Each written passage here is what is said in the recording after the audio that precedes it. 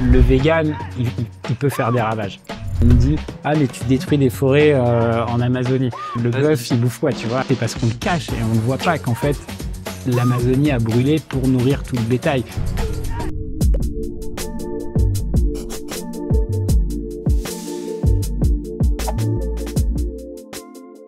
Salut Louis. Salut. Merci de m'accueillir ici à Paris dans les locaux de Merci Andy. Bienvenue. Ouais, c'est super sympa. Donc on va parler de Merci Andy tout à l'heure, mais est-ce que tu peux te présenter toi rapidement s'il te plaît? Eh ben, je m'appelle Louis, j'ai 32 ans maintenant, papa d'une petite fille qui s'appelle Ella, qui a 2 ans. Grand changement de vie depuis, mais voilà, j'ai grandi en banlieue parisienne, maintenant parisien, et j'ai créé Merci Andy, qui est une marque de cosmétiques. On va pouvoir en parler, mais voilà, on me connaît un peu pour ça. Un peu pour ça. Ok, donc on reviendra sur cet aspect-là tout à l'heure, mais je voudrais que tu commences par me parler un peu de ton rapport avec l'alimentation quand tu étais petit, dans ta famille, un peu comment ça se passait par rapport à ça. Alors, j'ai eu des grosses étapes dans ma vie alimentaire et moi, ça a vraiment été des blocs, tu vois, des moments. Bon, de bébé, je me souviens plus, mais je crois pas que j'ai été allaité ou très peu. Enfin, c'est un sujet.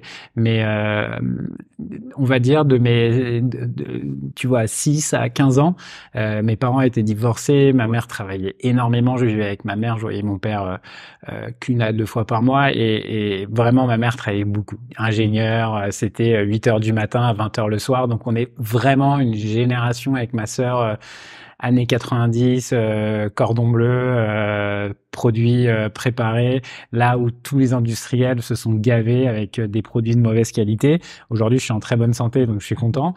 Mais voilà, il y a eu ce moment-là. Ensuite, il y a eu la phase où je suis devenu plutôt adulte, grands enfants et jeune adulte. Tu vois, où là, j'ai pris conscience des choses. J'ai commencé à me faire un peu de cuisine moi-même, même si je mangeais beaucoup dehors. C'est là où je sortais et compagnie. Je mangeais encore de la viande à ce moment-là.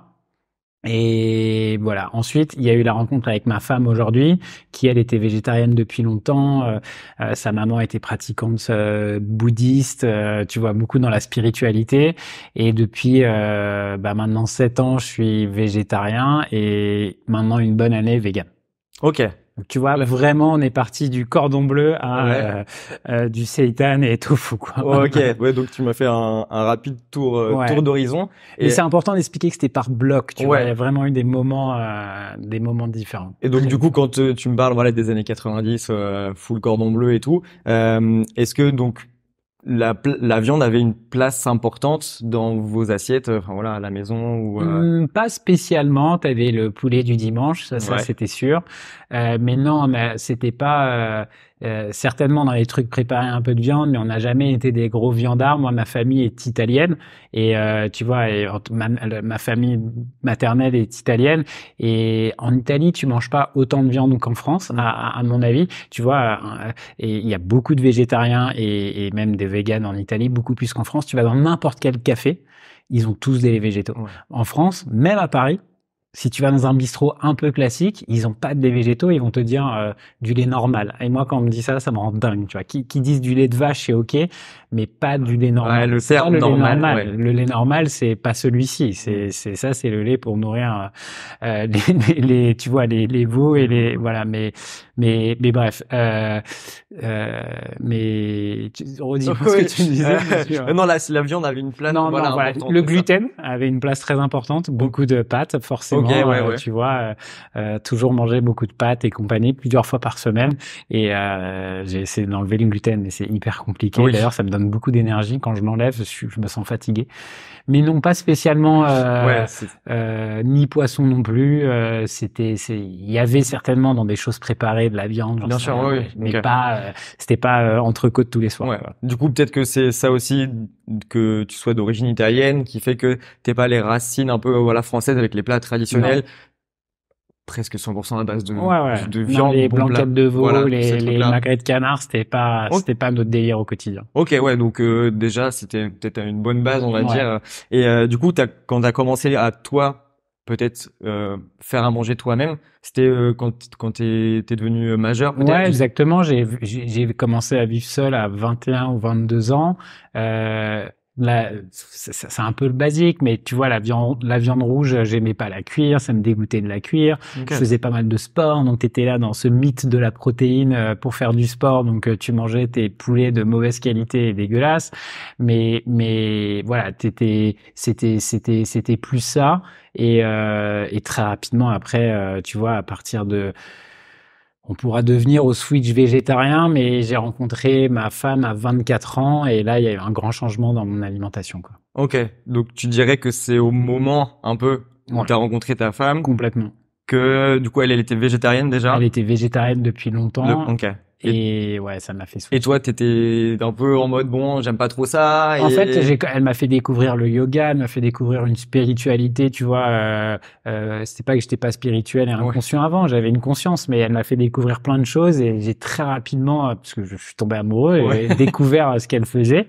Et du coup, ça m'a donné envie d'aller plus loin. Ouais. Et maintenant, je suis plus loin qu'elle encore, tu vois, sur Ouais. certains sujets. Donc, Ok, donc t'as dépassé le le maître maître, entre guillemets. voilà, c'est ça. Ok, donc elle est encore végétarienne Elle est ou... toujours Ok. végétarienne, elle a été végane et là, elle remange un petit peu de produits laitiers ou Ok. des œufs. Moi, pas. J'en ai Ok. vraiment pas envie, j'en sens pas le besoin et je fais toutes mes analyses, je suis parfait, mais Ouais. enfin, je me sens très bien, donc mais voilà. Ok. Donc c'est cool. Donc tu me disais qu'elle avait ça déjà en elle depuis longtemps.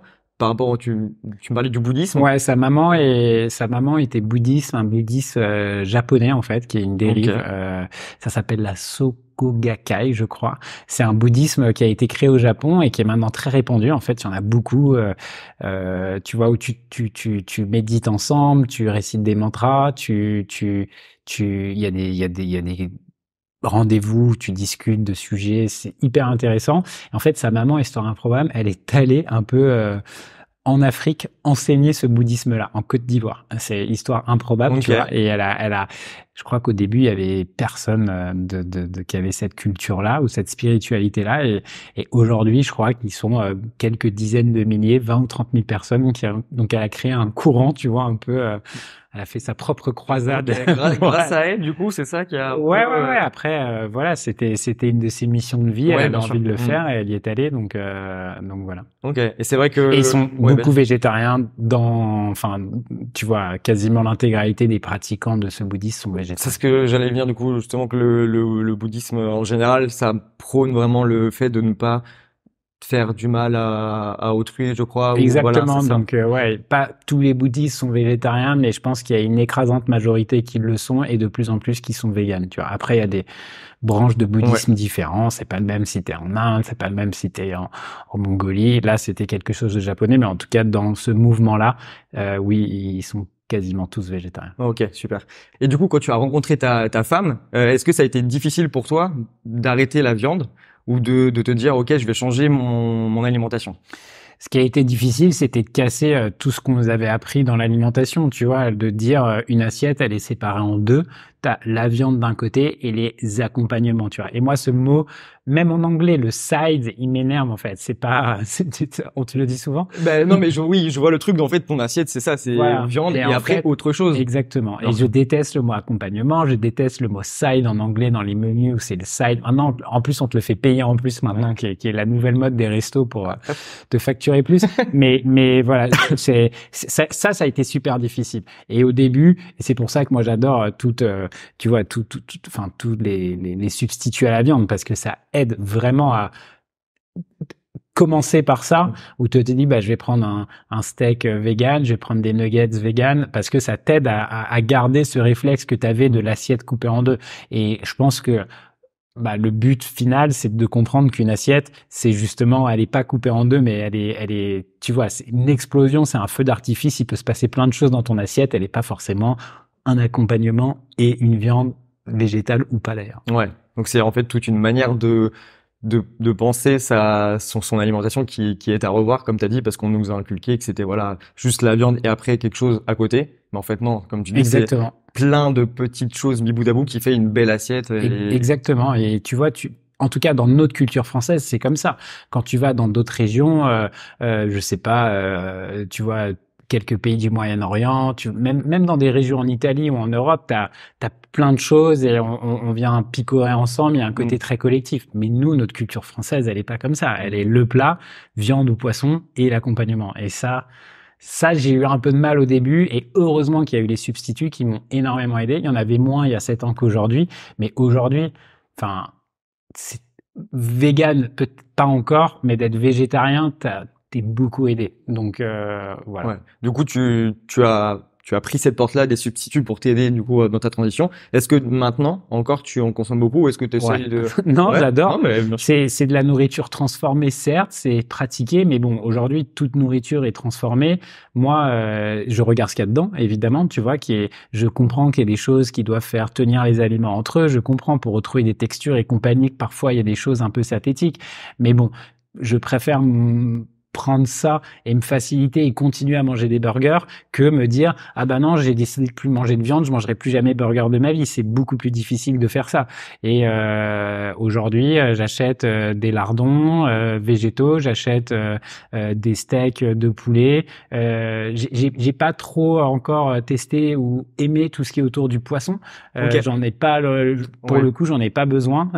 Mais voilà, tu vois, tout ça, je sais pas si on peut citer des marques, mais, Bien sûr, voilà, vas-y. bah, tu vois, ce que fait La Vie, je trouve ça exceptionnel. Ce que fait Eura, je trouve ça exceptionnel. Ce que fait en France Apivore, je trouve ça super bien aussi. Et moi, ce que j'adore, c'est toutes les grandes marques qui s'y mettent et les industriels.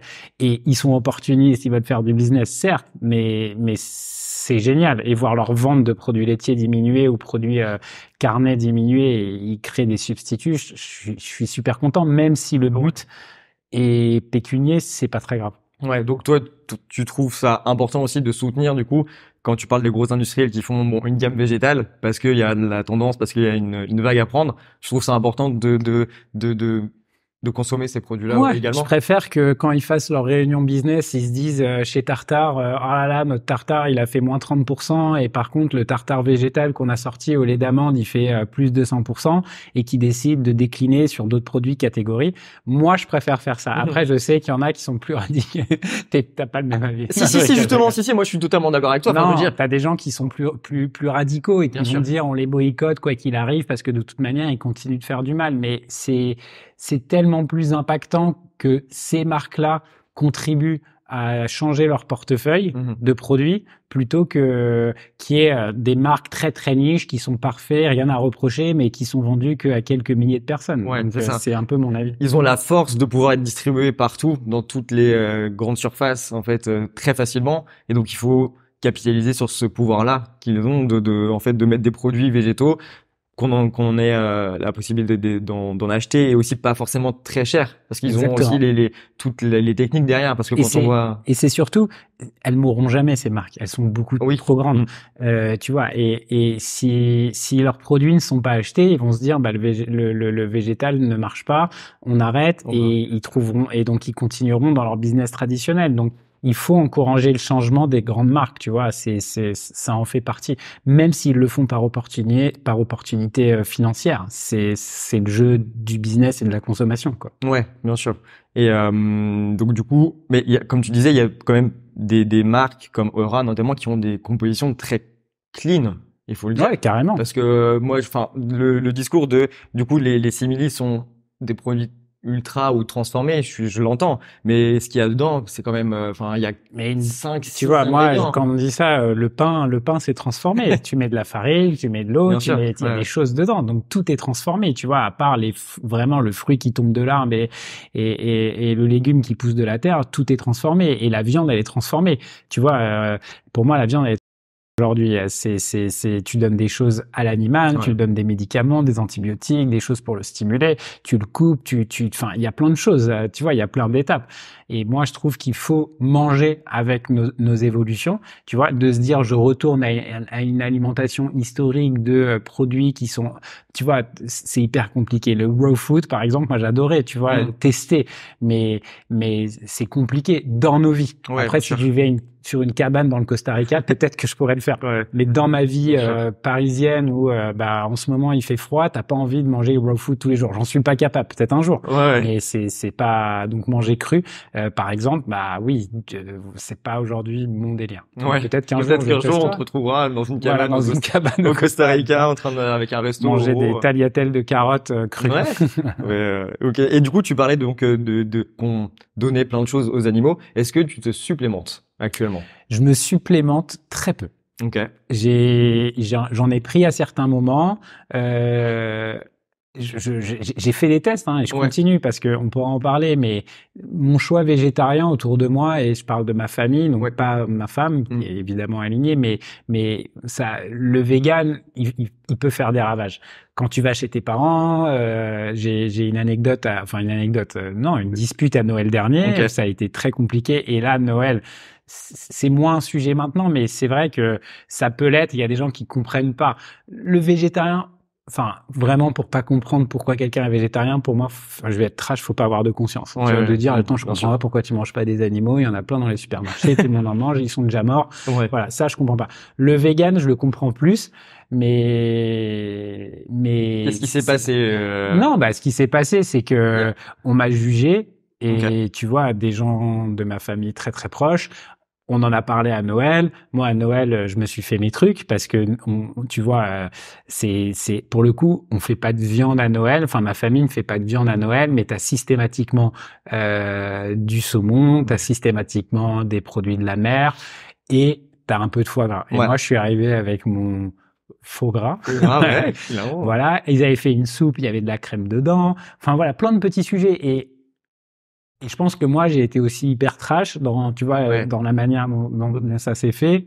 Et il y a un moment où je me suis énervé un peu trop vite. Et aujourd'hui, ces mêmes personnes que j'aime de tout mon cœur, ils font des gâteaux véganes quand j'y vais le week-end, tu vois. Donc c'est trop chouette parce qu'ils ont trouvé que c'était trop bon, parce qu'ils ont trouvé, et tu vois, et pareil, les barbecues. Aujourd'hui, tu vois, le barbecue, c'est le meilleur exemple. Je sais que politiquement, tout le monde a parlé du barbecue, que c'est un truc d'homme, de viril, mais tu vois, de se dire je fais plus de barbecue quand t'es vegan, c'est chiant. Et aujourd'hui, tu peux faire griller plein de trucs. Tu peux faire griller des légumes, mais aussi des simili. Donc faut en profiter. Et du coup, c'était à Noël dernier? C'était à Noël dernier. Et là, Noël, comment c'est, est-ce que t'as un peu ou quoi? Non, on n'a pas décidé encore de ce qu'on allait faire à Noël, mais en tout cas, moi, je reste sur mes convictions, tu vois. Après, c'est pareil. Je veux pas partir dans un extrémisme, tu vois, sur, si j'ai envie de goûter un morceau de saumon, je le ferai. Là, j'en ai absolument pas envie et ça me donne vraiment pas envie. Mais si à certains moments, je viendrai soit avec mes choses, soit en cuisine pour moi. Mais je peux comprendre que quand il y a 19 personnes autour de la table, l'effort de faire pour une personne, il est complexe. Et voilà, tu vois, tout ce qui a été tarte, quiche, et puis surtout, quand tu sais pas qu'il existe des pâtes véganes, tu vois, des pâtes feuilletées ou brisées. Si tu vas pas dans les bons magasins, et c'est pour ça, tu vois, Erta, je crois que c'est eux qui font toutes les pâtes brisées ou tu vois, feuilletées. T'en trouves. Moi, dans les magasins bio, t'as plein de magasins où tu trouves, je pense que le jour où Erta fera des pâtes feuilletées, brisées, véganes, ça changera, tu vois, et du coup, des personnes comme ma famille me diront, c'est beaucoup plus facile. J'en trouve dans mon Carrefour ou dans mon Leclerc. Je peux prendre une pâte, elle est plus facile. Je vais pas aller chez Naturalia, là où tu vois, c'est culturellement, c'est différent. C'est aussi enlever des barrières, enlever des freins, des contraintes pour les personnes qui n'ont pas pas forcément envie, mais voilà, qui veulent pas faire cet effort-là d'aller dans des magasins spécialisés et tout pour trouver des produits spécifiques. Et tu vois, même tout ce qui est pâtisserie, moi j'adore London Monkeys à Paris, tu vois, les croissants, c'est même à mon équipe ici. Moi, à chaque fois que souvent les gens achètent des petits déjeuners et tout, moi à chaque fois je vais chez London Monkeys, j'achète et ils hallucinent, tu vois, sur les pâtisseries, et ah ouais, en fait c'est ça, tu vois, et c'est chouette. C'est une chance, j'ai envie de dire, quand on est à Paris ou dans la région, c'est que t'as presque tout à portée de main. Parce qu'après, en province, c'est, pour avoir une pâtisserie, une boulangerie-pâtisserie végane, c'est presque c'est impossible. Mais tu sais que même à Paris, c'est une question de quartier. Il y a vraiment des coins où tu ne trouves pas de choses véganes. Et moi, j'en suis pas à dire je mange que dans des restaurants véganes, pas du tout. Mais, par exemple, quand je vais dans un restaurant, tu vois, dans le 15e, dans le 16e, t'as pas la même offre végane. et végétarien que dans le 10e, dans le 11e. C'est encore très regroupé, tu vois. C'est quelques pas, plats. tu vois, donc c'est pas encore, c'est très localisé. Il faut encore, habiter dans les bons quartiers. Exactement. Mais nous, c'est un sujet avec ma femme et quand on sort de chez nous, il y a Soya à 20 mètres, il y a Dwitch and Plant qui fait des Dwitch, il y a Tian Yang qui est un asiatique thaï qui fait que, tu vois, des 100% vegan. Voilà, on a tout ça dans un rayon de moins d'1 kilomètre et on fera attention à notre prochain appartement où il est. Ouais, ça, ouais. Donc vous avez, on va dire, un petit peu de chance d'habiter dans ce quartier-là. Je vais juste revenir du coup sur la période de l'année dernière par rapport à ta famille. Est-ce qu'ils savaient tes convictions avant le jour de Noël? Parce que tu me dis que voilà, vous étiez un peu pris la tête à ce niveau-là. Est-ce que tu les avais prévenus? Est-ce qu'ils savaient? Est-ce que ça faisait combien de temps? Ils le savaient. Non, mais ça faisait, tu vois, je pense qu'on est devenu vegan en septembre 2022 et donc Noël est arrivé très vite après. Quand tu vois que ta famille 1 à 2 fois par mois, tu vois, c'était très rapidement. Et c'était juste, je pense qu'il y avait un peu d'inquiétude. Déjà, la santé. En disant, t'as maigri, t'es tout fatigué, alors qu'en fait, tu vois, il y a un peu d'inquiétude et c'est plutôt bienveillant à la base. Et donc, tu leur rassures, tu leur dis, mais non, mais si, faut quand même, tu vois, tout ce qu'on nous a mis sur les produits laitiers, parce que le passage de végétarien à vegan, en fait, je me suis rendu compte que déjà l'industrie des produits laitiers, tout ce qui est dairy, moi je trouve ça horrible. Ça c'est le premier point, il y a eu ça. Et 2, je pense pour la santé ça n'apporte rien, mais on nous a tellement dit le calcium, les produits laitiers sont les amis pour la vie, tout ça, que au final aujourd'hui j'étais persuadé qu'il fallait en manger et surtout en manger beaucoup. Ouais. Tu vois, les œufs c'était pas tous les jours, mais très régulièrement je me disais ah tiens il y a plus de protéines animales, je vais me gaver d'œufs. Comme ça, je vais compenser. Et en fait, non, aujourd'hui, je me sens autant musclé que quand je mangeais de la viande. J'ai pas perdu de poids et surtout, je fais des analyses très régulièrement et c'est ok, tu vois. Ouais. Et c'est ça le truc, c'est quand on est du coup, enfin quand on switch de, voilà, le régime traditionnel à végétarien, en fait, on se rue un petit peu sur ce qu'on peut encore manger. Donc, comme tu disais, le fromage et les œufs, sans du coup ouvrir notre vision à toutes les protéines végétales qui existent. Exactement. Mais t'as raison. Et tu vois, aujourd'hui, j'adore mon alimentation. Je pense que je mange beaucoup de soja, mais c'est ok. Tu vois, je sais qu'il y a des sujets sur le soja et compagnie. Je fais hyper attention à quel soja, mais c'est vrai que j'adore le lait de soja. C'est vrai que dans les Sibili que j'achète, il y a beaucoup de soja. J'en fais pas moi à côté du soja, tu vois, mais je pense que j'en mange beaucoup. Mais voilà. Donc, t'as eu ce sujet santé auprès de ma famille, qui est le premier point. Le sujet plus moral, je pense qu'il est moins compréhensif de leur part. Enfin, ils comprenaient le sujet végétarien, de régime traditionnel à végétarien, mais le sujet à de dire ah ouais carrément tu manges plus de ça et tout, beaucoup plus compliqué à comprendre aussi. Et là, c'est là où ça devient dangereux, c'est que t'es plus aligné, t'as plus les mêmes valeurs. Et c'est pour ça qu'il y a eu des disputes, tu vois. Ouais. Quand on te dit je comprends pourquoi tu fais ça mais je comprends pas, tu vas trop loin, c'est n'importe quoi, c'est là où et moi c'est ça que c'est pour ça que c'est moi qui me suis mis en colère, c'est que tu comprennes pas et que tu sois pas d'accord avec moi, c'est OK, mais il faut me laisser dans mon chemin et chacun doit prendre le temps de faire son chemin, tu vois. Bien sûr. Voilà. Ouais, tu t'es senti, je pense, blessé d'avoir ce genre de retour vis-à-vis de ta famille. Ouais, exactement. Ouais. Exactement. Et c'était quoi un peu enfin voilà, pas comme reproche, mais voilà comme phrase. C'était pas direct à moi, c'était ce que j'ai entendu. C'était que ça servait à rien, enfin tu vois, que c'était pas nécessaire de faire ça. Et voilà, des choses que t'entends dans la vie de tous les jours. Et ma famille a beaucoup de conscience, pas du tout des gens qui mangent n'importe quoi et qui passent leur journée devant des télés, pas du tout. Ouais. Mais voilà, il y a eu un moment où ils ont pas compris. Peut-être qu'ils ont eu peur que je parte dans une radicalité trop forte et tout, qui était pas le sujet, qui était pas le sujet. C'est peut-être aussi ce qu'on voit, enfin voilà, dans la société, les médias, la télé, etc., que le véganisme a mauvaise presse et que du coup, on se dit, oh, voilà, il va partir peut-être loin encore et tout, alors que finalement. Exactement. Et moi, tu vois, je prends la parole sur ce sujet-là et tout. Mon but, c'est pas que tout le monde devienne vegan. Je sais que c'est impossible, ça n'arrivera jamais. Mais ce que j'aimerais, c'est que, et d'ailleurs, enfin, je préfère convertir 20 personnes qui vont réduire leur consommation de viande qu'une personne qui va devenir végane. L'impact, il est beaucoup plus fort sur le nombre et la masse. Et aujourd'hui, le problème, c'est ça, tu vois. Et moi, j'adorerais pouvoir remanger de la viande. Ça veut dire, refaire confiance à cette industrie. Mais aujourd'hui, plus jamais je lui referai confiance, c'est quasiment sûr. Et deux, voilà, cette proportion, c'est comme ça qu'on va changer les choses, parce qu'on n'a pas parlé, mais aussi de l'impact environnemental tu vois, de la viande bovine et tout ce qu'il y a autour et les océans avec les poissons. Et tu vois, en fait, le plus drôle dans Noël, attends, je reviens sur Noël, c'est que, tu vois, moi, ma mère me dit toujours, qu'est-ce qui te ferait plaisir à Noël? Et tu sais ce que je lui ai dit? Je lui ai dit, je veux ces Veja Fit Sea Shepherd. Veja avait fait une collection avec Sea Shepherd. Et donc, je pense que ça, c'était le truc. Genre, c'était le truc qui a fait vriller le sujet, tu vois. Et je les ai, mes Veja Sea Shepherd. Je suis super content. Et voilà, mais c'était la petite anecdote. Tu vois, Sea Shepherd, l'association, donc protège, tu vois, qui est très, oui, pour le coup, protecteur et très militant. Le signe, c'est un pirate et tout. Et voilà, mais c'était drôle, tout ça était très drôle, et aujourd'hui tout le monde s'est rabiboché, tout est ok, mais voilà, et tu vois, moi, enfin, j'ai des moments dans ma vie qui m'ont gêné par rapport à ce qu'il y avait dans l'assiette de l'autre. Et ça, avant, j'étais pas comme ça.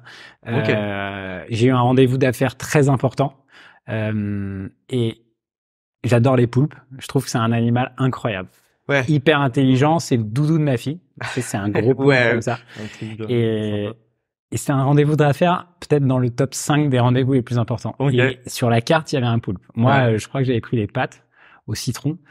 Et je me dis, si ces personnes, ils étaient deux, s'il y en a un qui prend le poulpe, je vais avoir un blocage, et le truc qui devait se passer, c'est pas passé. Ils ont commandé tous les deux le poulpe, et vraiment, ça a été, tu vois, j'ai eu des moments aussi dans ma relation avec ça qui m'ont dit, là, j'ai un problème de valeur, et je trouve que manger un poulpe, c'est l'enfer. Enfin, moi, je trouve que c'est... Mais je suis complètement d'accord avec toi. Enfin, je veux dire, après, je sais pas comment c'est présenté, mais t'as tout l'animal en plus qui est... Non, t'as tout l'animal, et c'est tellement, enfin, tu vois, là, c'est spécisme, antispécisme et tout ce que tu veux, mais alors oui, c'est dans la mer, tu le vois pas tous les jours, mais c'est tellement intelligent, c'est tellement beau comme animal, c'est tout, et c'est pareil pour une vache, attention, je fais pas ça, mais ça m'a vraiment, je sais pas, j'avais un rapport émotionnel au poulpe, très fort par rapport à ma fille, et voilà. Et t'as réussi à prendre sur toi, du coup? Ah non, j'ai été hyper mal tout le truc. J'avais qu'une envie, c'est qu'ils finissent leur assiette, et j'ai eu peur qu'ils en commandent un deuxième, mais ils l'ont pas fait. Mais t'avais ça dans ta tête, et j'avais ça dans ma tête, et du coup, c'était marrant. Je me suis dit, si je prenne le poulpe, no deal. No deal. Ah ouais, ok. Il s'est passé exactement ce qui s'était passé. Je te dis pas que le deal s'est pas fait à cause du poulpe, mais... Ah oui, mais c'est peut-être le signe. Il y a une énergie qui a fait que il y a un truc qui ne passait pas. Peut-être qu'inconsciemment, t'avais ta barrière, et du coup, t'as pas... Ok, super intéressant. Mais du coup, tu parlais de l'écologie, etc. Parce que c'est important aussi d'avoir, tu vois, on a tous un peu notre déclic, que ce soit l'écologie, la santé, le bien-être animal, ou tout ce qu'on veut. Toi, c'était quoi? C'était un cocktail des trois? C'était un cocktail. Moi, tu vois, déjà, je me remets une grosse vague de reportages avant, quand, tu vois, je me suis dit, tiens, quand j'ai commencé à me dire pourquoi je suis pas vegan, première chose à faire, je me mets j'allume Netflix, je vais sur YouTube, et je regarde 5, 10, 15 documentaires sur le sujet.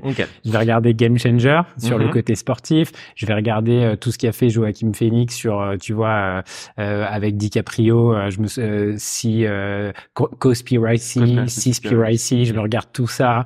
Il y en a beaucoup, et t'en trouves beaucoup. Alors oui, c'est financé par des associations véganes et compagnie, mais fine, tu vois, après, t'as ta morale et t'as ta conscience pour choisir. Mais ça, c'est le premier point. Et ensuite, je pense que c'est clairement un mix de écologie, bien-être animal, et après, et c'est celui que je mettrai en dernier, la santé. Parce que ça, pour le coup, c'est très, c'est le plus égoïste, en fait, des sujets, de dire je vais manger pour ma santé, mais c'est celui que je mettrai en en dernière position. Voilà, ça a été, mais je pense que c'est quand même le mix des trois. Ouais. Donc là, c'était quand t'es passé du coup de végétarien à vegan. Mais l'autre step du coup d'avant, c'était plus ta femme. C'était ma femme et c'était rien de et là ça a été non, ça a été similaire, ça a été assez facile, ça a été que déjà, elle m'a dit, moi, j'ai pas envie d'avoir de la viande dans notre maison. Et j'ai dit, je te comprends 200 fois. J'ai commencé à plus manger à la maison. J'ai regardé ce qui se passait dans les abattoirs. Et voilà. Et par amour, après, tu peux tout faire. Et ça m'a pas du tout manqué, quoi. Ok. Ouais, donc super intéressant. Et du coup, vous avez une fille. Ouais. Elle a quel âge? Elle a 2 ans et demi. Ok. Et du coup, comment ça se passe? Parce que du coup, donc t'étais végétarien à l'époque quand elle est née. Ouais. Pour l'alimentation d'un nouveau-né, c'est elle a beaucoup allaité, parce que nous, on croit beaucoup à l'allaitement et on a de la chance que, tu vois, ma femme a pu allaiter beaucoup, tu vois, encore après ses 2 ans. Et quand elle a commencé à se diversifier, c'est le terme un bébé. Je connais pas du tout, mais diversification, c'est là où tu viens amener de la nourriture. On n'a pas fait on lui a jamais donné de biberon en poudre, de biberon qui est en fait de la protéine de vache. On lui a donné du lait de soja et un peu de lait d'avoine et un petit peu de lait d'amande, mais beaucoup de soja et d'avoine. Et pour le moment, elle est en très bonne santé. C'est pareil. Donc c'était des petits biberons et compagnie. Et l'alimentation, aujourd'hui, on a décidé qu'à la maison, elle mangeait comme nous. De temps en temps, elle mange des yaourts et si elle veut, elle peut avoir, tu vois, elle peut avoir du parmesan sur les pâtes et compagnie et des œufs. Et à la crèche et à l'école, elle est dans une école Montessori, on fait attention à son alimentation, elle mange ce qu'elle veut, pour le moment. On la laissera choisir en son âge de conscience quand elle aura 4-5 ans. J'espère qu'elle me dira, si elle me dit, écoute, j'ai besoin d'un jambon et d'un steak matin, midi et soir, là j'aurai une discussion avec elle, mais pour le moment, à l'extérieur, je veux pas que, si tous ses copains à la crèche, tu vois, ce qu'ils mangent est bio et compagnie, mais je veux pas que tous ses copains à la crèche aient quelque chose dans son assiette et qu'elle ait pas. Pour le moment, c'est tout le monde mange la même chose et c'est ok comme ça, tu vois. Et quand elle sera en l'âge d'avoir cette discussion-là, je pense que c'est 4-5 ans et je me suis pas encore documenté sur ce sujet, mais je vais commencer à le faire. Je pense qu'il y a beaucoup de contenu là-dessus sur comment expliquer ça à tes enfants sans les traumatiser en même temps. Et regarder la réalité, parce que ça peut être très choquant, tu vois, Bien sûr. de ça. Si tu parles de ce que tu m'as parlé là avec le poulpe dans l'assiette, voilà, avec son doudou, tu te fais, enfin, ça va être peut-être un trauma direct. Donc il faut trouver le bon moment, la bonne manière de faire, mais en tout cas c'est son régime aujourd'hui et elle va très bien. Ok. Et est-ce qu'à la crèche ils proposent je sais pas, une journée ou un menu vraiment végé? Je pense qu'ils ils font pas de la viande tous les jours. Non, ils font des menus végétariens, c'est sûr. Il doit avoir une fois par semaine de poisson et une fois par jour végétarien. Il faudrait que je regarde. Faudrait que je vérifie. Non, mais c'est intéressant d'avoir déjà. Tu vois, c'est une petite école aujourd'hui, Montessori, on a de la chance. Enfin, c'est un vrai investissement, mais on le fait pour ça aussi. Bien sûr. Bah, enfin, quand tu me dis de l'alimentation bio déjà, c'est déjà un step. Après, j'ai évidemment, et je connais le public aussi. Moi, j'ai tout fait ma scolarité dans le public et compagnie. C'est juste que là, elle était trop petite pour aller à la maternelle et elle était trop grande pour nous pour aller à la crèche. Bref, mais les écoles font beaucoup d'efforts aussi sur les alimentations, les journées, tu vois, les collèges, les écoles primaires, elles font souvent des journées végétariennes. Tu vois, pas tous les ingrédients sont bio, mais t'en as de plus en plus. Je trouve que ça va dans le bon sens. Et certains même proposent tu vois des simili sur de la viande. Je connais très bien Cédric d'Apivore et je sais qu'il a dans ses clients certaines collectivités pour des écoles, des hôpitaux et compagnie. Donc c'est chouette. Ça c'est cool. Ça il en faudrait plus. Sur des nuggets, sur des choses qui sont plus faciles à manger pour les enfants et c'est chouette. C'est un budget, je pense, pour les collectivités, ce qui est assez incroyable que les plantes coûtent plus cher que les animaux. Moi je trouve que c'est certaines plantes coûtent plus cher que les animaux parce que Mais si on devait faire payer le coût, je pense, de la viande, tu vois, d'un nugget, par exemple, le coût, que ce soit environnemental, de la vie. Ah oui, non, mais ça, c'est une évidence. Serait énorme, mais c'est sûr que. Parce qu'en fait, c'est que là, comme tu dis, enfin, je pense que l'environnement paye le prix, en fait, de ce qu'on, nous, on paye pas aujourd'hui. L'environnement, les animaux, les gens qui y travaillent à l'intérieur, qui sont quand même, où ça doit être très difficile. Et, oui, c'est sûr. Mais, tu vois, Moi, la phrase qui m'a le plus choqué, c'est si tu veux être, tu vois, tous ces gars qui veulent être musclés et compagnie, c'est si tu veux être un bœuf, tu vois, mange comme lui. Et je trouve que c'est, tu vois, de se dire qu'en fait, on cultive du soja, parce que pareil, quand je bois du soja ou je mange du soja, on me dit, ah, mais tu détruis des forêts en Amazonie. Bon, tu vois, le bœuf, il bouffe quoi, tu vois, et dis-nous ta voilà, réponse. dis-nous, mais en fait, c'est parce qu'on le cache et on ne voit pas qu'en fait, l'Amazonie a brûlé pour nourrir tout le bétail, certainement aussi pour faire du lait de soja. Et encore, moi, mon soja, j'achète du Bjorg et il vient d'Italie, tu vois. Donc, Oui, il oui, vient bien pas sûr. d'Amazonie. Mais ce que je veux dire, c'est que on prend une protéine dans la nature qui pousse, qui fait de mal à personne. On la donne à un animal qui va la manger et qui va s'alimenter à 80-90% de ça, plus après des choses qu'on va lui donner qui sont synthétiques et des médicaments et autre chose, pour ensuite manger lui. Alors ça n'a pas le même goût, ça n'a pas la même texture et compagnie, je suis d'accord, mais tu peux faire des choses très bonnes avec le soja et en fait tu viens sauter un échelon dans la chaîne alimentaire qui va simplifier énormément de choses dans le monde, tu vois. Et tu as aussi une grosse déperdition de protéines. Et en plus, tu as une déperdition de Ça, protéines. enfin, je veux dire, quand on a beaucoup de personnes dans le monde qui sont en sous-nutrition, malnutrition, de voir qu'en fait, on donne toutes ces protéines-là pour une seule vache, par C'est exemple, clair. alors qu'on pourrait nourrir peut-être Et 20 personnes tu avec. vois, moi, j'ai un copain que j'ai réussi pas à convertir, mais à réduire drastiquement sa viande, vraiment, hein. Ok. Où je lui ai expliqué, et je sais plus où j'avais vu ça, mais que c'était un peu comme l'industrie du tabac. Quand tu regardes le tabac, quand il s'est lancé, les publicités du tabac au début, c'était pour les sportifs, c'était pour les bad boys. Ça te rendait beau de fumer. Mais tu regardes, hein, moi j'ai regardé les pubs des années 40, 50, les premières pubs de Camel aux cigarettes. C'était des mecs musclés qui fumaient, et on te disait, il y avait même des médecins. Il y avait des publicités où il y avait des médecins qui faisaient la promotion de la cigarette. Et je pense que l'industrie de la viande est devenue est devenue ce qu'était l'industrie de la cigarette. Et je pense que petit à petit, peut-être, j'espère, dans 15 ans, 20 ans, 30 ans, ou peut-être l'année prochaine, j'espère, mais j'y crois pas trop, l'industrie de la viande sera celle de la cigarette aujourd'hui, où tu as beaucoup de messages de prévention, où tu as des études publiques qui sont sorties, où quand tu achètes un paquet de cigarettes aujourd'hui, il y a ça, et tu devrais avoir la même chose aujourd'hui sur de la viande. Ouais, je suis totalement d'accord sur le message préventif, ça. Ouais, le message préventif. Et puis, voilà, il y a eu un chiffre dans les années 90 autour de la cigarette. 2000, ça a explosé. La loi E20, tout ça, tous ces trucs, tout ça a fait que ça a changé. Et voilà. Et l'industrie, le lobby heureusement, n'a pas été assez puissant face aux politiques publiques, tu vois. Mais oui, quand tu parles de lobby, c'est exactement le même cas avec la viande. C'est qu'ils ont tellement d'argent qu'en fait, ils peuvent faire un peu ce qu'ils veulent. Ouais. Et puis en Europe, mais alors aux US, c'est encore pire. Ouais, tu vois, oui, on a encore de la chance nous aussi, mais les US, c'est terrible. Et en même temps, c'est pour ça que c'est le pays des extrêmes. C'est que t'as ces lobbies qui sont ultra puissants, très maqués avec les présidents même. Et à l'inverse, c'est là où tu as les plus belles... en Europe, on a des très belles innovations, mais aux États-Unis, les innovations sur le marché du végétal, moi, je vais chez un Whole Food aux États-Unis, je peux y rester des heures. Je peux voir le truc, le machin. Ouais. C'est vraiment... c'est le pays de tout est possible, en fait. Ouais, donc, ouais, c'est l'extrême, quoi. Ouais. Et en même temps, t'as des steaks par lot de 50 en surgelé, quoi. Je sais pas si t'as vu les images des fermes, je pense des méga fermes. Ouais. En fait, t'as des vaches qui sont dans des enclos où il y a rien, c'est de la boue. Mais ça, sur un paire de vue, tu te dis, mais en fait, c'est... Non, mais c'est l'enfer. Je pense qu'il y a, tu vois, parler de l'élevage et de l'exploitation, c'est tout le monde le sait. En fait, moi, ce qui me dérange, c'est que soit tu le sais pas parce que t'as pas été confronté à ça et c'est encore manger de la viande, mais quand tu sais ça, que tu vois ça et que tu continues à manger sciemment de la viande de manière très régulière, je te dis pas de pas en manger une fois par mois, une fois par semaine, à la limite je peux comprendre.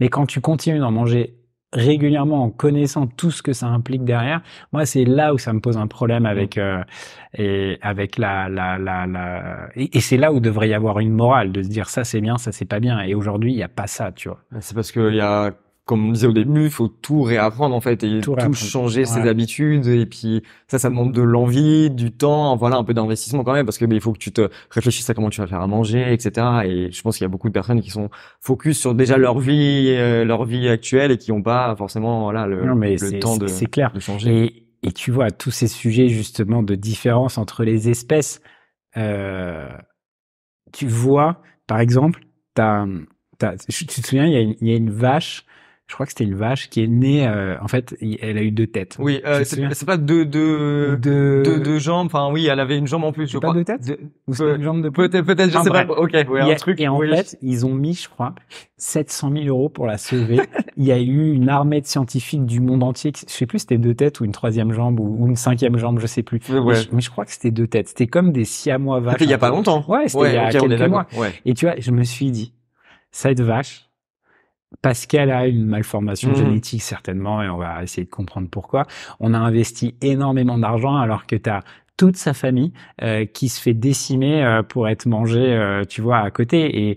Et quand il y a un chien qui se fait frapper parce que un influenceur a frappé son chien sur Snapchat et que l'influenceur se fait démolir sur les réseaux à juste titre, hein, attention. Oui, bien sûr. Ouais. Et voilà, et qu'en fait le chien il a reçu 3 coups et qu'il a le nez qui saigne, on en fait un buzz médiatique énorme. Et pareil, alors que des cochons qui ressemblent quand même à un chien, enfin je suis désolé, il est à quatre pattes, il est bas, il a la même taille, Très le même poids et tout, intelligent et très aussi. intelligent, un flair de malade. Enfin tu vois, ils ont beaucoup de points communs. Et c'est pareil, des cochons, t'en as des rayons entiers chez Carrefour qui sont décapités. Donc j'ai beaucoup de mal avec ça. Beaucoup de mal avec ça. Mais c'est comment on voit en fait les animaux quoi. Il y en a qui sont ok pour en tant qu'animal de compagnie, il y en a qui sont ok pour qu'on les mange, tu vois. Et dans d'autres pays, ça va être différent. Ouais. Tu pourras consommer tel animal et ça a créé. Mais je pense que c'est voilà pas forcément. C'est les croyances, je pense. Tu vois, les croyances de la société en fait. Parce que depuis tout ce temps-là, c'est ok de manger ça et de pas manger ça. Et du coup, bon voilà, de venir un peu chambouler ce truc-là, c'est compliqué.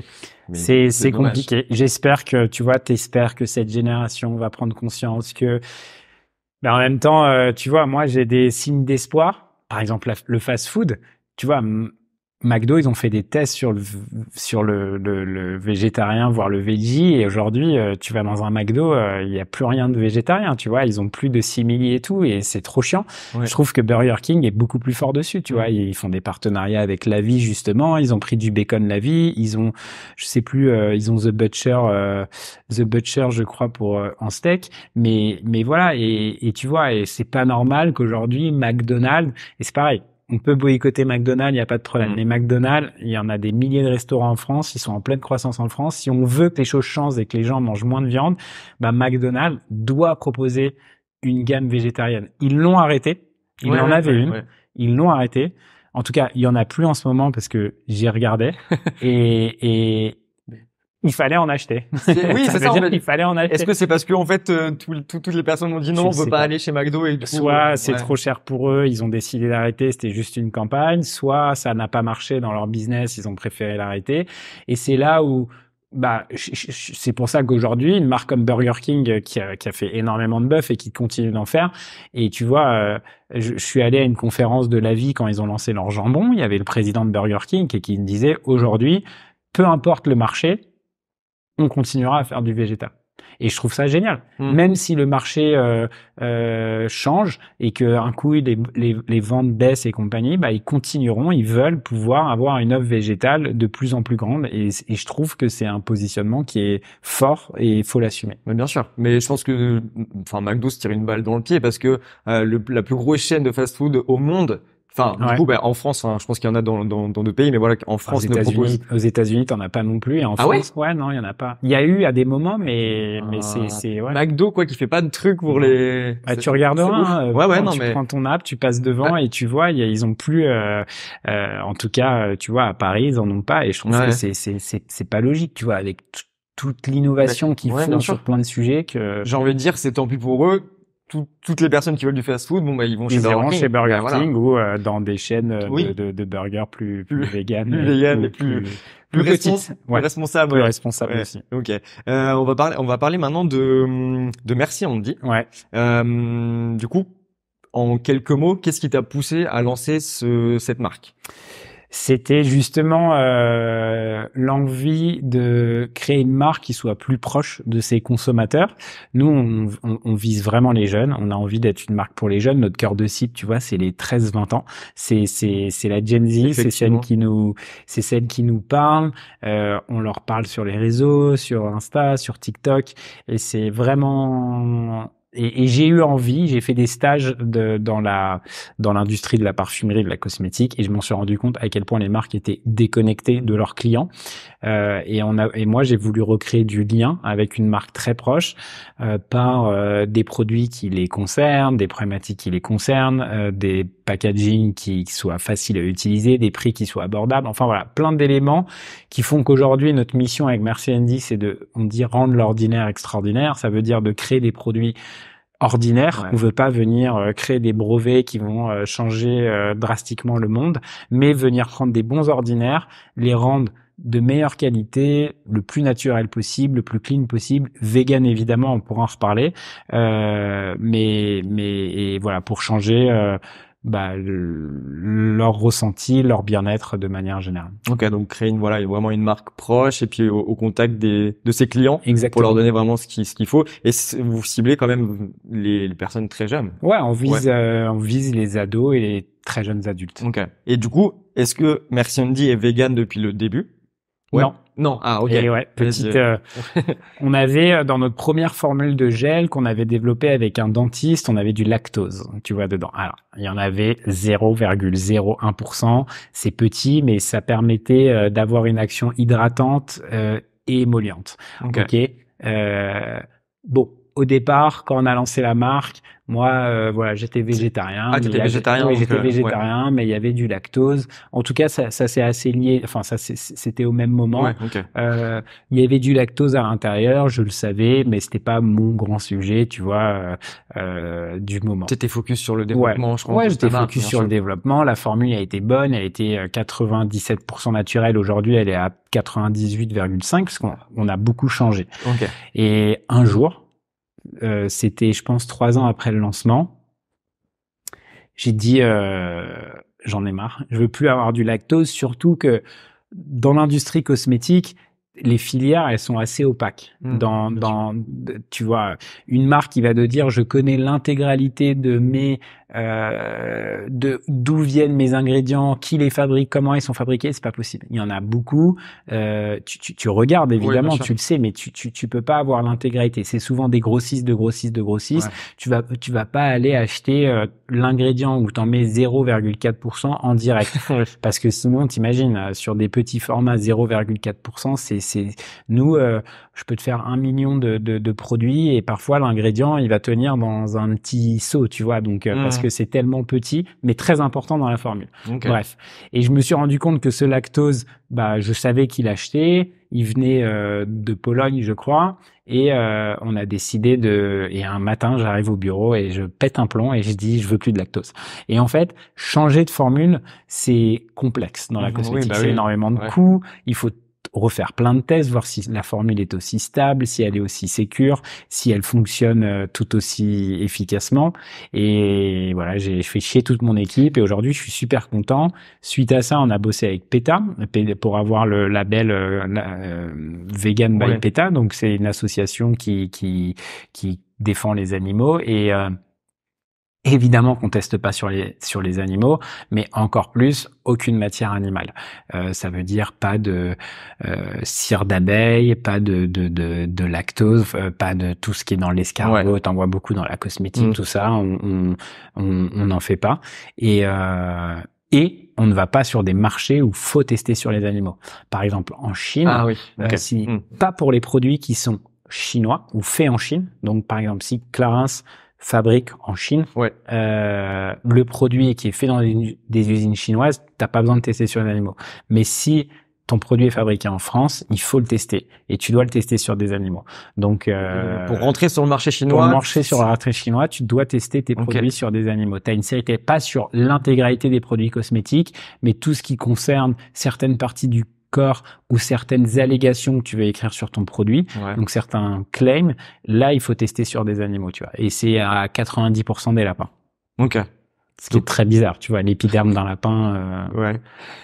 Je vois pas pourquoi ils ont sais, choisi ouais, le lapin, bien quoi. sûr, mais... Je pense que c'est le moins cher et certainement là où ils ont les meilleurs résultats. Tu vois, je pense que les singes c'est plus compliqué ou je sais pas, mais oui, le coût de... voilà. Donc nous aujourd'hui, on est vendu en Chine, mais via des filières beaucoup e-commerce, donc où t'es pas obligé de faire ces tests-là. Et il y a d'autres pays comme la Chine qui... C'est le gros. Ok. Ouais, Ouais, après, je suis pas, petites, mais je crois qu'il y en a quelques-uns en Amérique du Sud, mais voilà, mais c'est le gros sujet. Ok. Et donc c'était sur le gel main qu'il y avait le lactose. Et ensuite, tout ce qu'on a développé était vegan. Okay. Il y a un moment, on a eu un sujet par transparence sur, on avait de la coconut oil, de l'huile de coco. Ouais. Et c'était, tu vois, et en fait, le coconut oil, ça pousse pas, t'en as dans beaucoup, hein, beaucoup de marques bio utilisent la coconut oil et la noix de coco, c'est le même sujet que l'huile de palme, tu vois. Il faut regarder tes filières, ça vient rarement du Brésil, c'est beaucoup Philippines, c'est beaucoup, Malaisie, et on a eu un doute sur notre première production on a regardé la forêt, le truc local d'où ça venait, qu'il y avait de l'huile de coco qui venait de cette région-là. Il y avait des associations qui disaient que de cette région-là, il y avait une grosse concentration de singes et que du coup, on leur enlevait leur habitat. Mais vraiment, on n'avait rien de sûr et tout. Et sur la deuxième production de ce produit, on a décidé d'acheter notre coco ailleurs. Ok, donc d'acheter. Donc c'est pas vegan, mais si tu veux, en fait, c'est aussi la conscience. Voilà, la conscience. Et on dit que vegan, c'est une alimentation, mais c'est pas que ça. Et d'ailleurs, si tu veux qu'on en parle, c'est intéressant. Mais il y a voilà, c'est tout ce qui est de porter du cuir. Bien sûr, il y a aussi une conscience. Et moi, ça, j'ai eu un doute.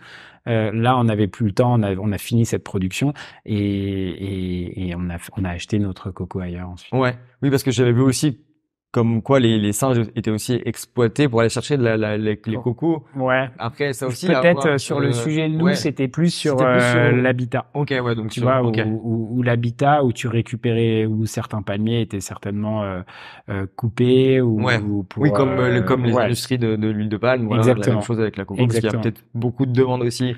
Ouais, l'huile de coco, c'est très gros dans la nourriture, mais c'est aussi très gros dans la cosmétique, quoi.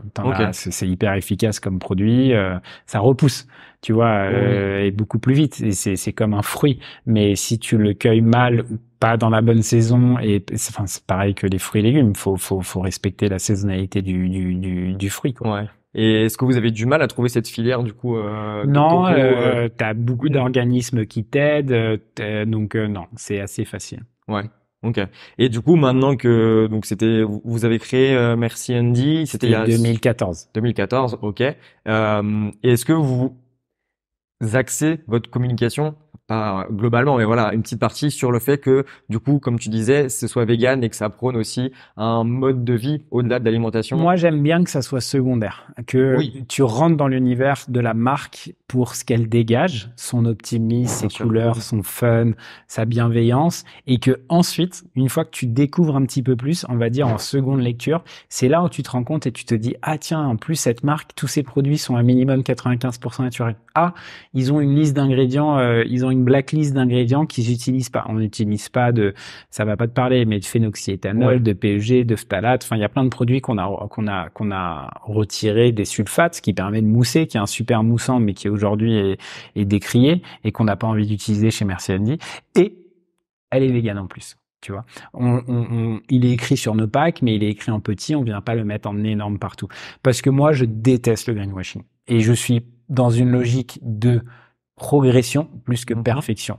Donc évidemment que tu peux nous reprocher des choses aujourd'hui. Tu vois, on fait encore du plastique. Alors maintenant, quasiment l'intégralité de notre plastique est issue des déchets ménagers. Donc on vient faire du RPET, ce qui s'appelle du recycle plastique. Et donc voilà, on vient plus émettre des nouveaux plastiques sur la Terre, parce qu'il y en a beaucoup trop. Ouais. Mais voilà, on fait pas que du solide, on a testé des choses au solide, il y a des choses qui ont marché, des choses qui n'ont pas marché. Et je pense que c'est la logique qu'il faut, en tout cas moi c'est ma morale et c'est ce en quoi je crois, il faut que tu sois, voilà, faut que tu progresses par rapport à hier, mais tu seras jamais parfait. Et toutes ces marques qui disent on est parfait, on est clean, on est éco-responsable. Par exemple, le mot éco-responsable, c'est pas vrai. Moi, je n'y crois pas. Tu vois, rien n'est éco-responsable. Ça veut dire quoi déjà? En fait, à partir du moment où tu produis quelque chose, tu vas émettre quelque chose. Tu vas envoyer un colis dans un camion La Poste, donc tu vas créer une activité. Il y a un moteur qui va s'allumer. Si c'est une voiture électrique, il y a de l'énergie qui a été consommée. Donc moi j'aime ce mot éco-responsable. Tu le verras jamais écrire chez Merci Andy parce que tu peux faire des efforts, tu peux compenser, et je crois beaucoup à la compensation aussi, en plantant des arbres, en soutenant des programmes, en investissant sur des choses qu'on fait. Mais voilà, toute activité humaine a un impact sur la planète. Bien sûr, c'est fini, quoi. Même quand tu vas jouer au tennis, t'as des balles, voilà, c'est tout. Mais bon, c'est comme ça. Il faut chercher peut-être à avoir du coup le moins d'impact possible, justement en faisant attention et en se dirigeant vers les options, les solutions qu'on nous propose qui sont peut-être plus respectueuses et qui font ça d'une bonne manière. C'est vrai. Et donc donc c'est pas le premier truc Merci Andy vegan, c'est un peu quand tu penses à Merci Andy, tu penses pas à ça, mais j'en suis très fier. Comme ça, je me dis pas que je greenwash et que machin, et j'utilise pas des arguments écologiques pour vendre ma marque. Et c'est des arguments de développement durable, ils viennent en réassurance. Et c'est ce que j'aime. En mode c'est bien, je regarde un petit peu, c'est vegan, cool, du coup j'aime encore plus peut-être parce que et c'est une surprise, c'est souvent une bonne surprise. C'est notre choix marketing, c'est notre positionnement. Peut-être qu'on devrait mettre certaines choses plus en avant, mais il y a plein de choses comme ça. Il y a le fait que tu vois, nous on a au moins 20 ou 30 travailleurs handicapés qui travaillent quasiment en permanence pour nous, et parce que tu vois, ils font des tâches assez précises, et c'est pareil, on le dit pas, tu vois, parce que je change pas le monde avec ça, mais à ma petite échelle, avec notre marque, on fait travailler des gens qui auraient pas eu une possibilité de travailler potentiellement ailleurs. C'est donc dans l'est de la France ou à côté de nos entrepôts. Et vraiment, ils mettent nos produits dans des coffrets. Ils adorent Merci Andy. On va les voir très régulièrement. Et il y a beaucoup de joie là-bas. Et voilà. Et ça, c'est des choses qu'on ne dit pas parce que j'aurais l'impression de jouer sur la sensibilité. Sur it's not me. C'est pas moi. Et du coup, t'en penses quoi du coup des marques qui du coup jouent sur cet aspect-là? Est-ce que tu penses que la marque n'est pas assez grosse pour survivre à elle-même et qu'elle a besoin de montrer un peu les côtés verts? Non, après je pense qu'il y a des gens qui recherchent des marques qui disent et montrent ça, mais tu peux pas être parfait, tu vois. Et voilà. Mais les marques qui font ça, je pense qu'il y en a qui le font très bien. Et en fait, je vais te dire, ça dépend de la conscience des fondateurs. Et moi, je te promets que quand j'achète un produit, par exemple Simili, je connais un peu tout le réseau et compagnie, je peux sentir dans le produit, est-ce qu'ils l'ont fait par opportunité commerciale ou est-ce qu'ils l'ont fait parce que les fondateurs sont des activistes dingues, tu vois, et une marque comme Eura, tu vois, Bernat, le fondateur espagnol, Laurent en France, toute son équipe, ils ont cette sensibilité-là et ça se sent dans leur activation et compagnie. Et il y a d'autres marques qui le font par opportunité et c'est ok, tu vois, parce que de toute manière, ça fait avancer les causes. Mais voilà, c'est un peu, c'est la puissance et l'âme, je pense, des gens qui ont créé la boîte qui se ressent dans les produits et dans la culture de la boîte. Ok. Et qu'est-ce que tu as pour ambition, toi, avec Merci Andy dans les prochaines années? C'est quoi un peu c'est continuer à grandir en faisant le moins de mal à la planète, en faisant sourire nos clients. Ça, c'est hyper important. Donc, tu vois, de continuer à être cette marque optimiste. Le monde a besoin de ça, tu vois. On a besoin de sérieux, on a besoin de résultats, on a besoin d'efficacité dans la cosmétique. Mais il faut surtout des gens qui s'acceptent comme ils sont et qui trouvent des produits, qui leur créer de la joie. Le monde va suffisamment mal pour que on ait des marques qui te fassent culpabiliser ou qui te comment dire, ou ces marques te donnent un objectif que tu sais que tu n'atteindras jamais. Un peu la beauté des années 2000 où tu dois être la plus belle possible, le mieux possible, tu sois la meilleure version de toi-même. Moi, je veux pas ça. Faut une marque qui vive avec tes sentiments et avec ton état d'esprit. Et c'est pour ça qu'on utilise l'arc-en-ciel chez Merci Andy, c'est que tu vois, et surtout en ce moment où il pleut, il fait beau, il pleut, il fait beau, c'est la réalité de la vie, tu vois. Et c'est pour ça que j'aime ce symbole et qu'on l'utilise. Ouais. Parce que de s'accepter, peu importe, voilà, l'état. Ouais, et que tu as des états bien sûr. émotionnels et qu'il y a des jours où, oui, tu peux être la version de toi-même, mais si le lendemain tu vas pas bien, c'est ok, tu vois. Mhm. Il faut pas te forcer à aller mieux. Il faut que tu acceptes qui tu es et voilà. Ça, c'est très, très dur dans notre société, justement, de relâcher un petit peu la pression de tout ce qu'on nous a mis sur les épaules, etc., de la société en général. Donc, ça me fait venir une question en tête. Ça fait quoi, du coup, d'être vegan et d'être un homme? Parce qu'il y a aussi ce gros truc-là de, voilà, que c'est, voilà, les hommes soja et Ouais. plein de préjugés aussi Bah, à ce niveau-là. non, non, écoute, c'est intéressant comme question. On ne l'avait pas posé, mais écoute, en fait, c'est ta question pour moi, ça peut être lié à la sensibilité, tu vois, et aux émotions. On a voulu que les hommes, on parle beaucoup du féminisme et tout, c'est génial, mais et il faut en parler. Mais tu vois, les hommes, on nous a quand même fabriqués pour être des gens forts, puissants, qui cachent pas leurs émotions. Ah, mais de toute manière, voilà, c'est papa, il est fort, tu vois, ces trucs-là. Et moi, j'essaye de pas être cet homme-là. J'ai envie d'être, tu vois, d'incarner un certain leadership et une puissance, mais je trouve qu'incarner aussi la sensibilité et tu vois, aujourd'hui, le monde, avec tout ce qui se passe dans le monde, c'est parce qu'on a retiré tout ça des hommes et Ouais. on fait les choses. Il y a beaucoup d'hommes qui font des choses et sans émotion. Et tu vois, c'est pas normal. Donc, il faut remettre l'homme au cœur de ses émotions. L'homme a le droit de pleurer, l'homme a le droit de sourire, l'homme a le droit d'être qui il est, tu vois. C'est pas, enfin, tu vois, toutes ces expressions, une mauviette, tous ces trucs-là, c'est l'enfer pour moi, tu vois. Mhm. Ouais, ouais. C'est pas le sens de l'histoire. Faut revenir à voilà à l'homme quoi, avec Ouais. le petit H qui a un cœur aussi. Et du coup, vegan, c'est lié. C'est que tu vois, si tu as des émotions pour les animaux, et que tu ressens une passion pour les animaux et que t'as pas envie de les manger, bah ça doit être respecté. Et Ouais. c'est pas, tu vois, Sandrine Rousseau, elle est beaucoup critiquée, mais la réalité, c'est moi, je trouve, et tu vois, j'ai pas voté pour elle aux dernières élections, mais il y a beaucoup de choses qu'elle dit, tu vois, où la viande, c'était symbole de l'homme, c'était symbole de la puissance, du barbecue, tout ça. Moi, je trouve ça tellement vrai. Et Mhm. même dans ma société, et j'habite à Paris dans le 10e, j'habite pas, tu vois, Dans la campagne, ouais, voilà. ouais. Et je dis pas qu'il y a moins de conscience, plus de conscience là-bas, mais on fait pas des barbecues tout le temps. Donc quand en plus c'est ta culture et que c'est au quotidien, ça doit être démultiplié. Ouais. Mais, euh, mais voilà, je trouve ça, Tout se joue en fait à l'enfance un peu à l'école, ah, etc. c'est clair. Et puis tout ce qu'on donne aussi aux enfants du coup. Est-ce que toi tu t'accordes du coup une importance à cet aspect-là pour ta fille Ouais, non, et tes bah, futurs peut-être non, non, enfants? mais c'est sûr que je veux je veux lui apporter une conscience sur la planète, sur évidemment les animaux, les gens aussi. Tu Ouais. vois, dans la rue, il y a des gens qui dorment dehors. Il y a plusieurs styles de parents. Il y a ceux qui changent de trottoir, il y a ceux qui prennent le temps d'expliquer, il y a ceux qui...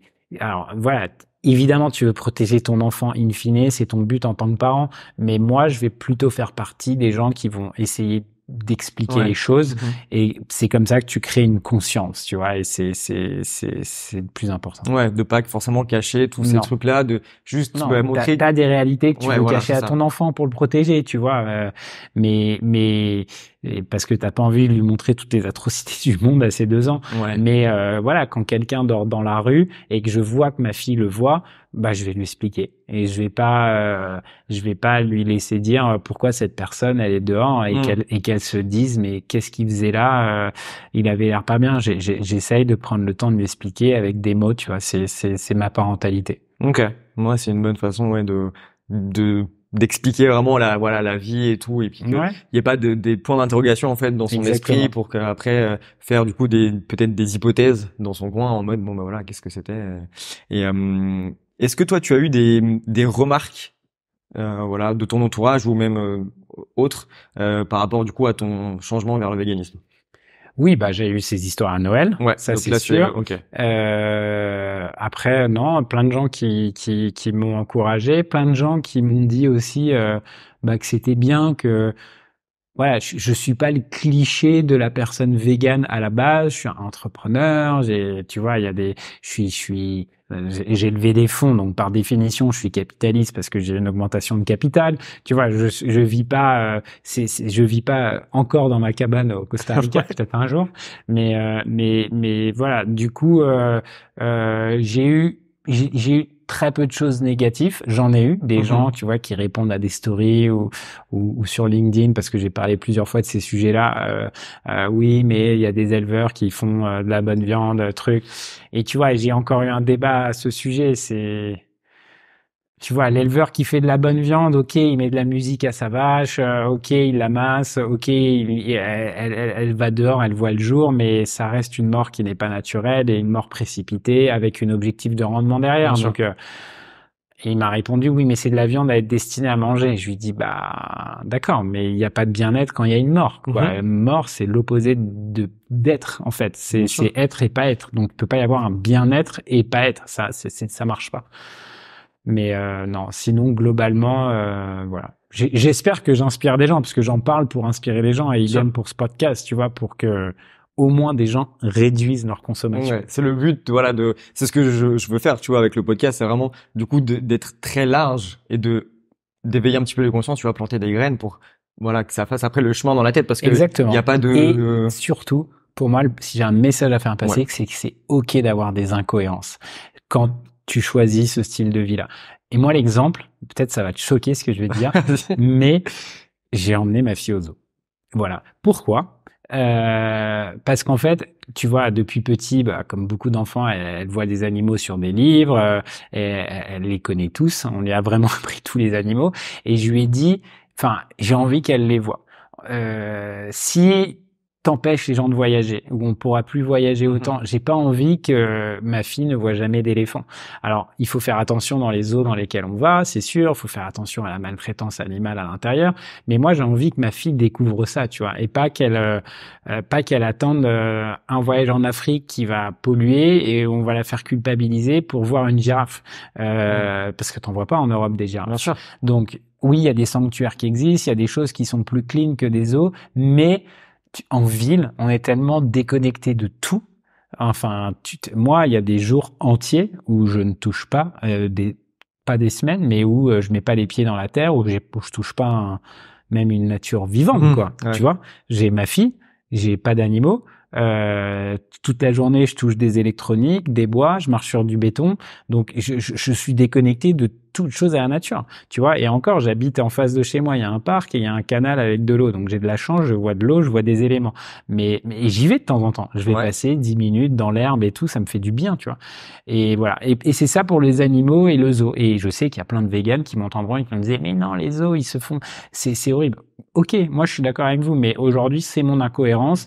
Et si t'as un sac en cuir qui t'appartient et que t'y tiens, bah t'es pas obligé de le jeter. Et si voilà, c'est ok d'avoir des incohérences et il faut surtout pas se juger. Bien sûr. Tu vois, on n'est pas là pour faire une compétition du savoir. On s'en fout en fait de savoir qui est le plus mieux dans son vegan, qui est le meilleur représentant de la cause animale et tout. Moi c'est pas du tout mon combat, vraiment pas. Non, et puis ça, enfin, ça se comprend aussi que tu veux que ta fille, voilà, découvre aussi ce que toi tu as pu découvrir et pas forcément lui, je sais pas, lui non, mais j'ai envie que, tu voilà. vois, j'ai envie qu'alors, on peut, tu vois, on est allé dans des fermes, on est allé lui montrer des fermes où il les tue pas, évidemment, mais tu vois, mais t'as envie de lui montrer des animaux, tu vois, sûr, non, mais je comprends, et d'aller voir des animaux aujourd'hui dans la nature qui sont en liberté totale, c'est super compliqué, tu vois, donc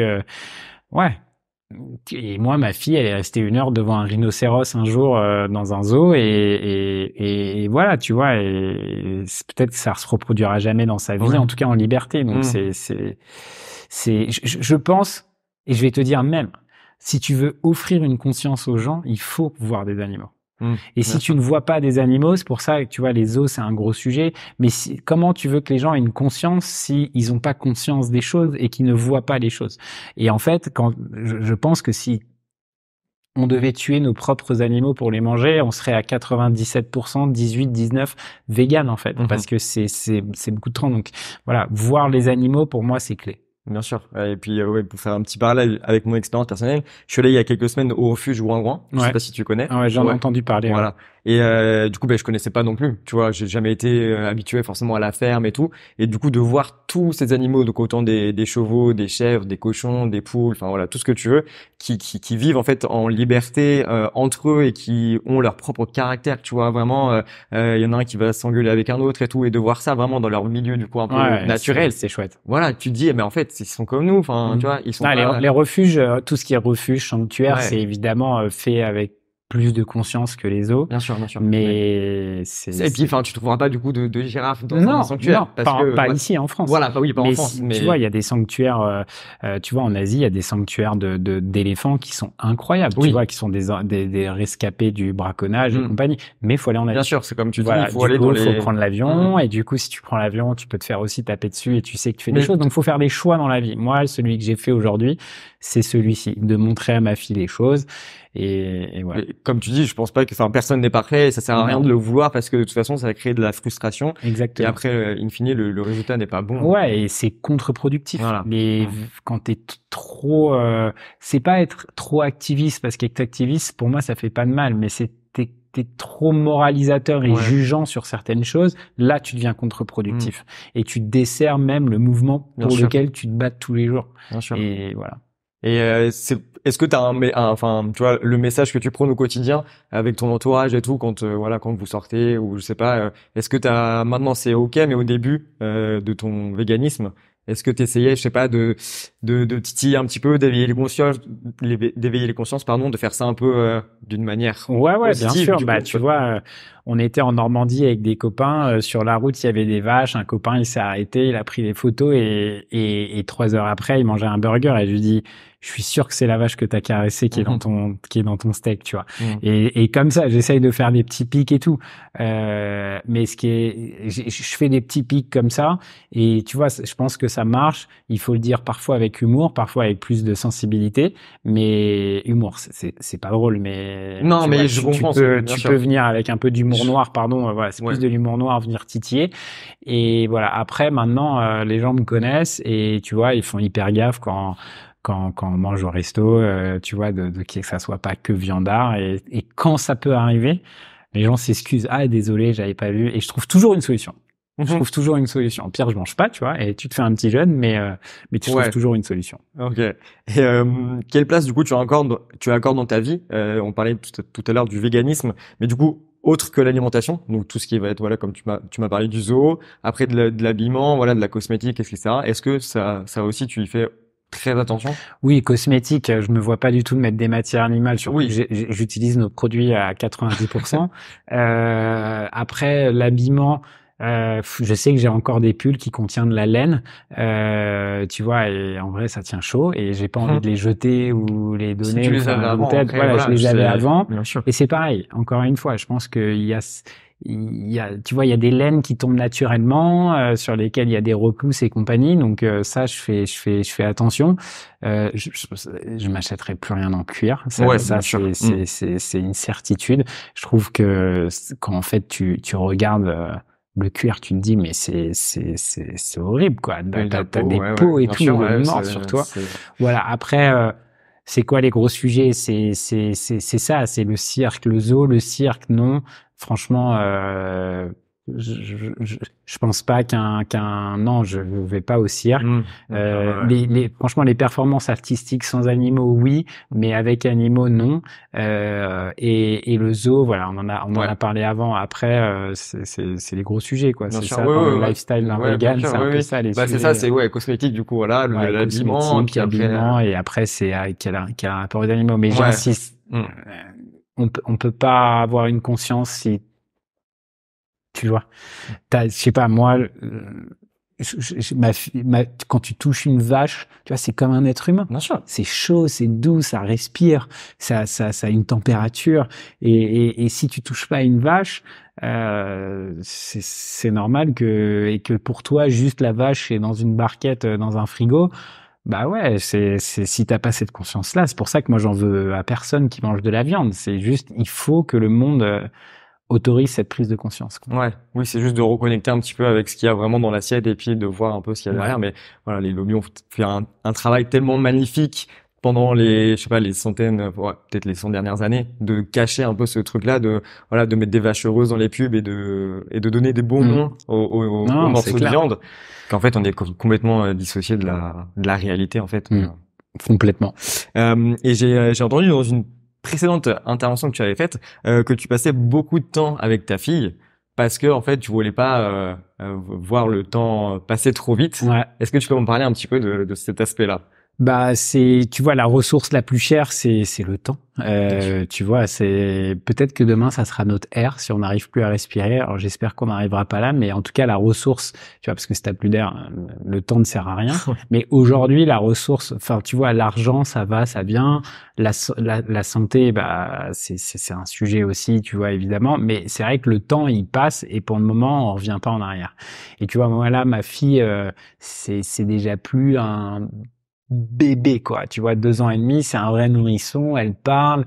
Là, elle est dans une école franco-anglaise. Elle apprend l'anglais. Elle commence à me dire... Là, je me rends compte que c'est presque une enfant, tu vois. Alors que je me vois encore en train enfin ma femme en train de donner naissance. Et ouais, je veux pas pour finir une presse louper un moment de sa vie. Voilà, donc dans mon agenda, je sais que il y a des moments dans ma semaine où je veux absolument être avec elle, que je veux au moins aller la chercher une fois à 17h à son école, que tous les matins c'est moi qui la dépose à son école parce que ça me fait kiffer ce moment avec elle et c'est hyper important parce que j'ai cette sensibilité là. Ouais, ok, oui, donc tu mets vraiment ça en priorité dans ta vie, ouais, plus que tout, voilà. Complètement. Et du coup, parce que tu as eu ta fille, mais est-ce que même avant ou est-ce que tu avais aussi cette pression-là du temps un petit peu? Je l'avais moins parce que mes journées étaient beaucoup plus longues. Je pouvais dormir plus, je pouvais travailler tard le soir. Je savais qu'aujourd'hui, je travaille encore parfois le soir, mais beaucoup moins qu'avant. Mais t'es plus fatigué, t'as une responsabilité qui est différente, tu vois, quand t'as un enfant. Mais tu jouais avec ton temps beaucoup plus facilement. Aujourd'hui, c'est plus difficile de jouer avec mon temps. Je peux pas travailler le week-end comme je pouvais travailler avant. Je peux le faire quand elle fait la sieste et tout, mais voilà, j'ai pas envie de la mettre devant un écran et moi je travaille. Ouais. C'est pas le but de ma paternité. Au moins, ça te met un cadre. Tu te dis, je dois travailler que quand t'es dehors. Exactement. Ok, cool. Où est-ce que tu te vois dans 10 ans? Dans ma cabane. Non, je rigole.